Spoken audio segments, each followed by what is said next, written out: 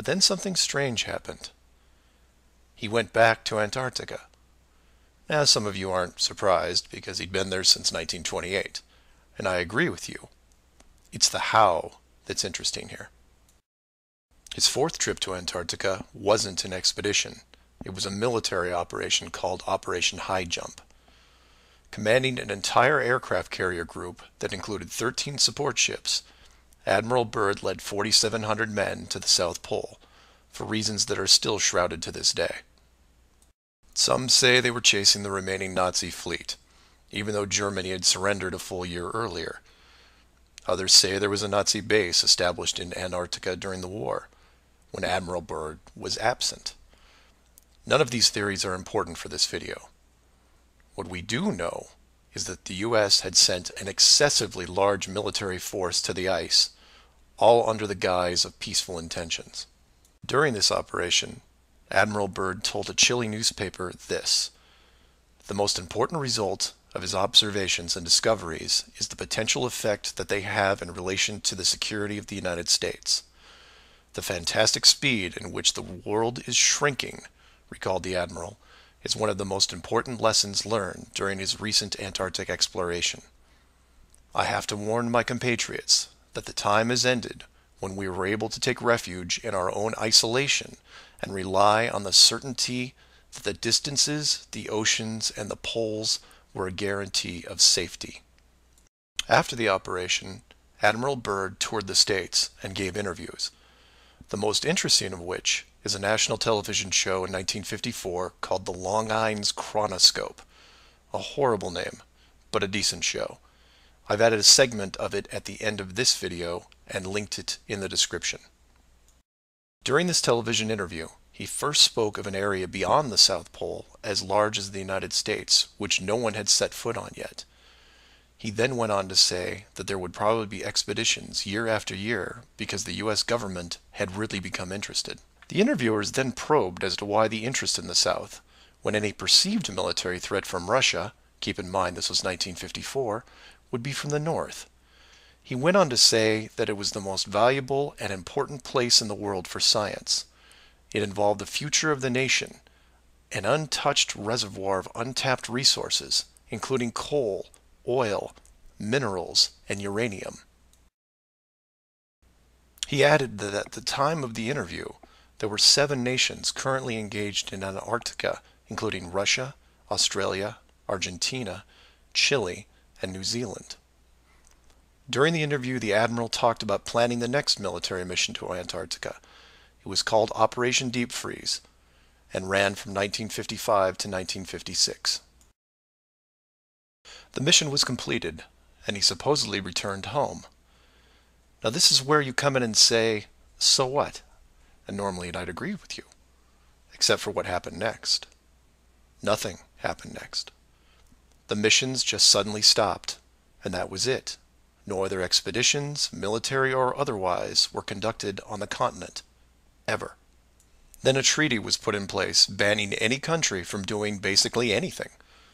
The end. And if you're wondering what you're missing, it's this. Admiral Byrd goes on television, says that this massive body of land, most of which sits on a plateau 2 miles high, is rich with every resource you could ever want, energy rich, pristine, with no indigenous population or plant life, and every country that has sent teams is ready to carve it up like a big turkey. Not to mention, there's an expanse of land larger than the United States they haven't even looked at yet. And out of the blue, everyone just calls the whole thing off? There are no environmentalists in 1959. This is land of diner food and 20-cent gas. I'm calling total BS on this one. The dollar value of the initial resources find would have fueled armies of greedy companies. So what happened? They found the edge, that's what.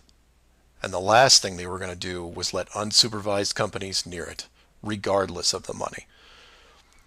Even if it was hundreds of miles away, you couldn't allow resource corporations even into a safe area, and then years down the road as they expanded, tell them, oh, sorry, you can't go beyond this point. When the companies would ask why, what would you tell them?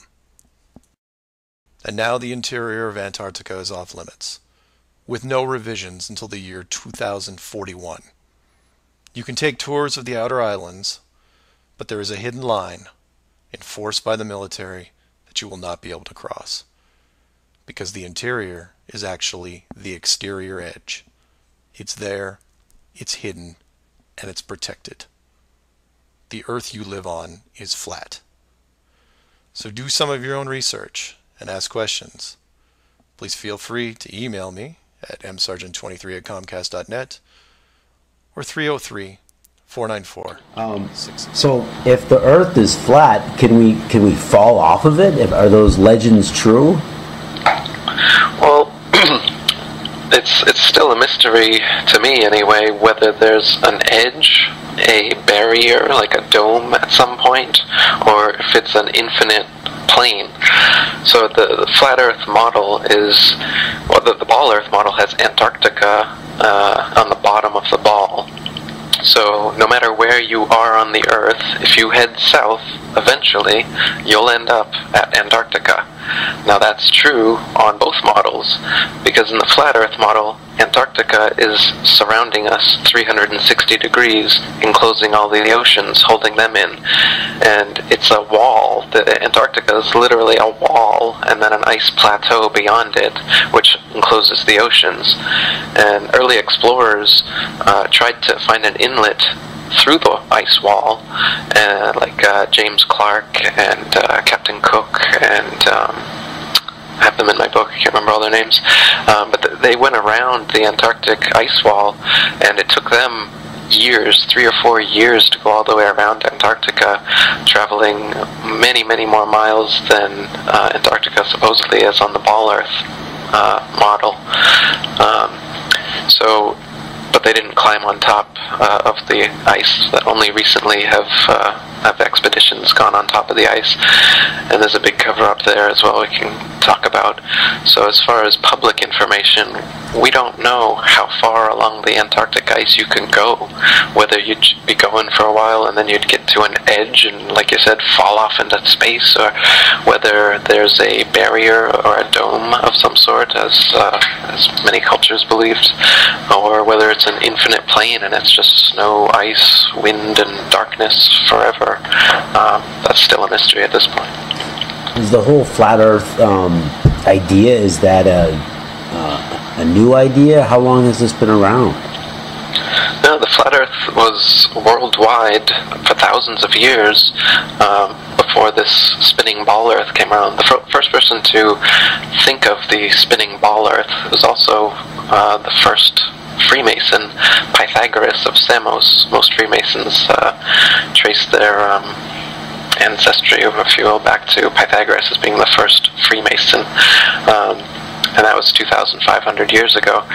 But his idea didn't catch on at all until about 500 years ago, when Copernicus, another Freemason and Jesuit, wrote his book promoting this spinning ball Earth and concept. And then Kepler and Newton and Galileo, they took it from there, and now NASA and RASA and all the other space agencies, they're experts like Carl Sagan and Neil deGrasse Tyson. They're continuing this heliocentric spinning ball Earth gravity myth that's been going on for 500 years, and they keep adding on to it now.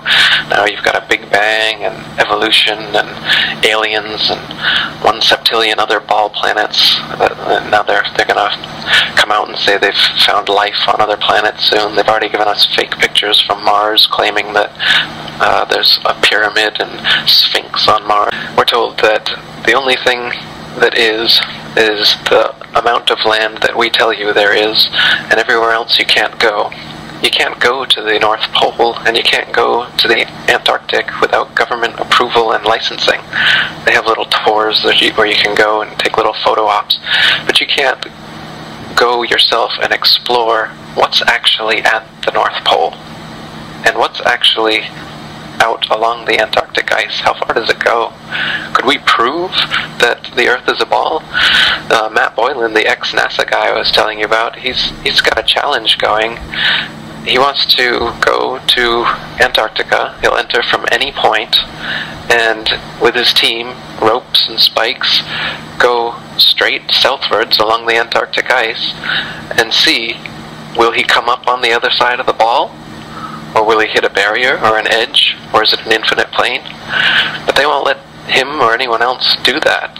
Jarl Andahoy is another independent sailor who's, I'm not sure if he's what his views on the shape of the Earth are, but he really wants to go to the North Pole and to the Antarctic, and he doesn't want to have government approval or go with their teams. He just wants to do it. They're supposedly no man's land, so why can't we go to no man's land and explore for ourselves?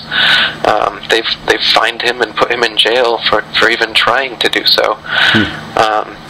Rodney Clough and his team, he tried to go to the North Pole, and they met twice Russian ships saying that they'd blow them out of the water if they continued. They were forced to turn around. So we're not allowed to take independent trips to the North Pole or to the Antarctic ice to confirm these kind of things for ourselves. We're kept in the middle of area of Earth all the time, and told that that's all there is. But if the Earth really is flat and Antarctica is all around us, then there's a lot more real estate than they. Just saying that at this point, what is beyond the Antarctic ice is a mystery to the public and to me, and to anybody that hasn't gone there. No flight has even gone over it. Nobody has ever circumnavigated the Earth from north to south, so no flights go over the South Pole. They say it's too cold. So we've circumnavigated east to west, but you can circumnavigate around a flat disk east to west, no problem. So sailors and pilots that do that, you can do that on a flat Earth just as well as you can on a ball Earth. But what you can't do is go from the North Pole southwards, keep going southwards, and end up back at the North Pole.